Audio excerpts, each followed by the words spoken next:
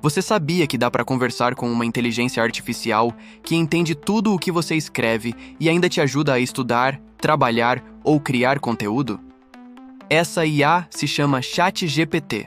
E hoje eu vou te mostrar o que é, para que serve e como usar mesmo que você nunca tenha mexido com isso.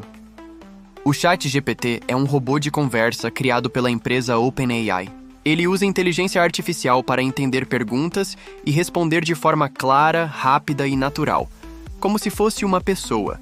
Ele pode responder dúvidas, escrever textos, criar ideias, resumir conteúdos, traduzir frases e muito mais. Você pode acessar direto pelo site, vou deixar o link na legenda.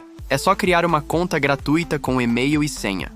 Depois disso, você já pode começar a conversar com ele, em português mesmo.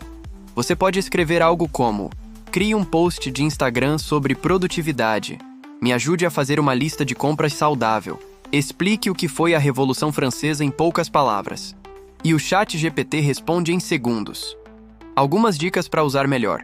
Seja direto e claro. Escreva como se estivesse conversando com alguém. Se a resposta não estiver boa, peça outra versão ou reformule a pergunta. Você pode pedir listas, resumos, ideias, traduções, textos criativos, roteiros e muito mais.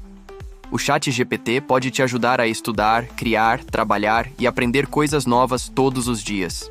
E se você quiser aprender como usar outras ferramentas de inteligência artificial, se inscreve aqui no canal Desvendando IA e ativa o sininho. Toda semana tem vídeo novo para te ensinar a usar a IA do seu jeito.